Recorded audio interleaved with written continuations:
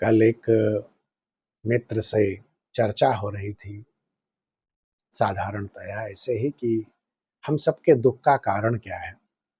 इस पर तो महापुरुषों ने न जाने क्या क्या बताया है। हम उसी से सीखते हैं, जानते हैं, अपने जीवन से भी सीखते जानते हैं। मैं और मेरा, ये मैं भी बड़ी तकलीफ देता है। अहंकार भाव में जब आ जाता है, मैं ये, मैं वो, मुझे ऐसा कहा, मुझे वैसा कहा, मुझे क्यों कहा, उसकी हिम्मत कैसे हुई, मेरी इज्जत नहीं की, मुझे ऐसा नहीं किया, मुझे यह नहीं दिया।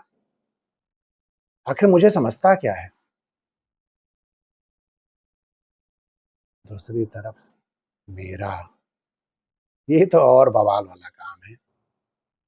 मेरा परिवार, मेरे कहने में नहीं, मैंने इसके लिए जवानी खपा दी, जिंदगी का ध्यान नहीं दिया, स्वास्थ्य दांव पर लगा दिया, कभी दिन रात का ख्याल नहीं किया। ये सुनते नहीं मेरा, इनके लिए क्या क्या नहीं किया है। रात को जागा हूं, न जाने कितनी यात्राएं की हैं। मेरा परिवार, मेरी संपत्ति,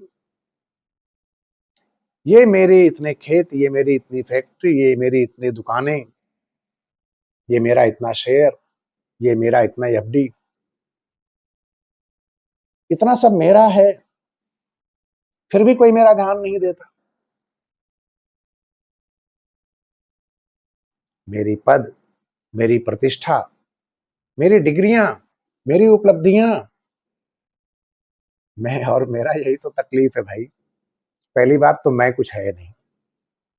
ध्यान करोगे, बुद्ध की शरण में जाओगे, कान्हा जी की शरण में जाओगे, भगवत गीता का थोड़ा अध्ययन करोगे, नहीं करोगे तो यूट्यूब पे बहुत कुछ अब तो है, सुन लो किसी अच्छे विद्वान की, समझ में आ जाएगा मैं तो है नहीं।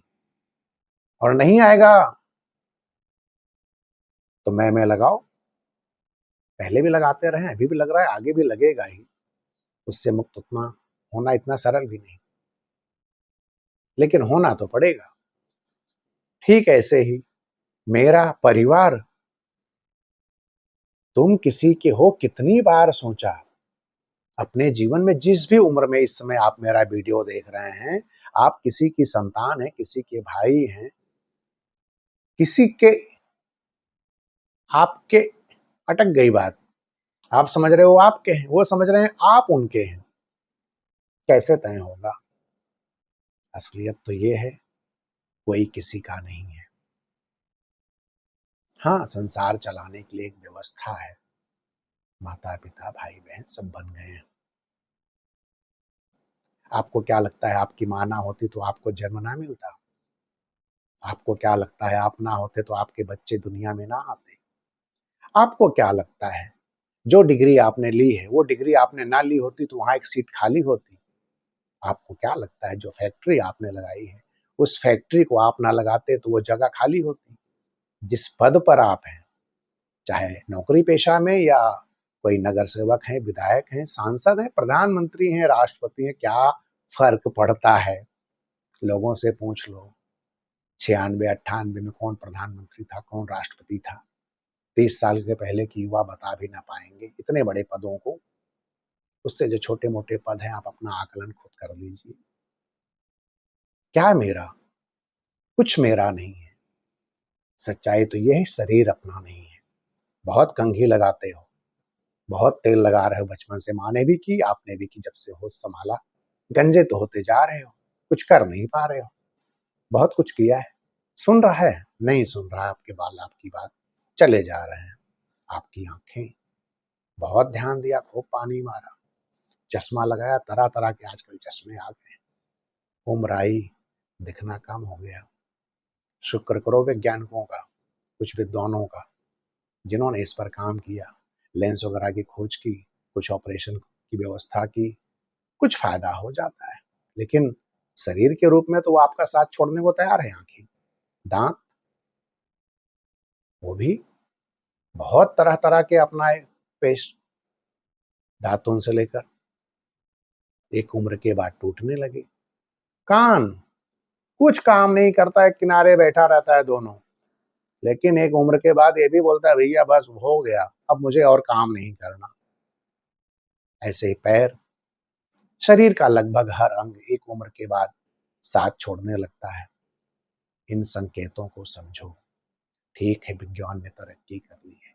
विज्ञान यानी प्रकृति की तरक्की। विज्ञान कोई अलग नहीं है। हमें उसने इतना अवसर दिया, अन्य प्राणियों को नहीं दिया, वो तरक्की नहीं कर पाए। तो ये तरक्की प्रकृति की है, ईश्वर की है, स्वयं की है उसकी। कुछ आपको फायदे हो गए 2025 में। आज के 1000 साल बाद और भी फायदे होंगे। तब नुकसान दूसरे तरीके के होंगे। तब शरीर का कष्ट शायद खत्म हो जाएगा, पूरी तरह से रिपेयर हो जाएगा। नए तरीके आएंगे, शरीर को ठीक कर देंगे, लेकिन नई समस्याएं भी साथ लाएंगे। संकेत को समझिए। जब कम देखना है तभी आंखें कमजोर हुई, जब कम खाना है तभी दांत कमजोर हुए, जब कम सुनना है तभी कान कमजोर हुए, जब श्रृंगार की कोई खास जरूरत ही नहीं रही, अध्यात्म की तरफ जाना है, उस समय बाल भी कम हो गए। ये संकेत हैं प्रकृति के, जो ईश्वर आपको दे रहा है कि अब थोड़ा सा आपको रास्ता बदलना है। बदलना तो बचपन से था। ये जो हम अध्यात्म के प्रति ये सोच रखते हैं कि एक उम्र के बाद, ये बहुत बकवास सोच है, इसका कोई मतलब नहीं है। जो भी उम्र आपकी है, आपके शरीर की है, आपकी उम्र नहीं है। तो इसमें इस बात का कोई अर्थ ही नहीं है कि उम्र के बाद सोचेंगे, और उम्र के बाद वो कभी आता नहीं है। उम्र ही चली जाती है। तो जीवन को बहुत सीरियसली वैसे लेने की जरूरत नहीं है, इसलिए कि जीवन खुद ही सीरियस नहीं है आपके प्रति। छोटी सी गलती आपकी प्राण ले लेगी, या किसी और के प्राण आपसे, कोई एक्सीडेंट आप कर सकते हैं, कोई आपका कर सकता है। छोटी छोटी गलतियों से हजारों लोग मर जाते हैं, लाखों लोग मर जाते हैं। तो बहुत गंभीरता से लेने की जरूरत नहीं है, लेकिन होशपूर्ण रहने की जरूरत है। होशपूर्ण। अपने आसपास क्या घटनाएं घट रही हैं, घर में क्या घट रहा है, और सबसे मेन बात, सबसे प्रमुख बात, मेरे साथ क्या घट रहा है, मेरे शरीर क्या कर रहा है, कैसे परिवर्तन आ रहे हैं, मेरे विचारों में कैसे परिवर्तन आ रहे हैं या नहीं आ रहे हैं। मैं पहले जैसे सोचता था वैसे ही सोच रहा हूं या नहीं सोच रहा हूं। मैं पहले जैसे खाता था वैसे ही खा रहा हूं या नहीं खा रहा हूं। हर बात के प्रति सजग रहना है।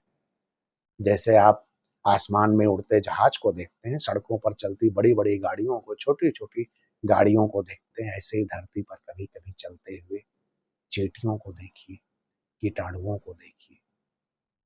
उसमें भी उतने ही प्राण है जितने आप में हैं। उनको भी महसूस करिए, पौधों को महसूस करिए, पत्तियों को महसूस करिए। बरसात का मौसम आया है, कहीं से बरसात की आवाज आए, उस आवाज को सुनिए। क्या इतना सुंदर संगीत हम बना पाएंगे? शायद नहीं। बूंदों को महसूस करिए। कभी कभार थोड़ा भीग भी लिया करिए। छाता रेनकोट आपके पास है, गाड़ी है, मुझे पता है, लेकिन भीगेंगे तो जानेंगे। कोई आपको भिगाने आ जाए, 2-3 महीने ही भिगाएगा। कभी कभी भीग लिया करें। स्वास्थ्य का इतना ख्याल रखें कि भीगने लायक आप हों। दोनों तरह का स्वास्थ्य, मानसिक और शारीरिक भी।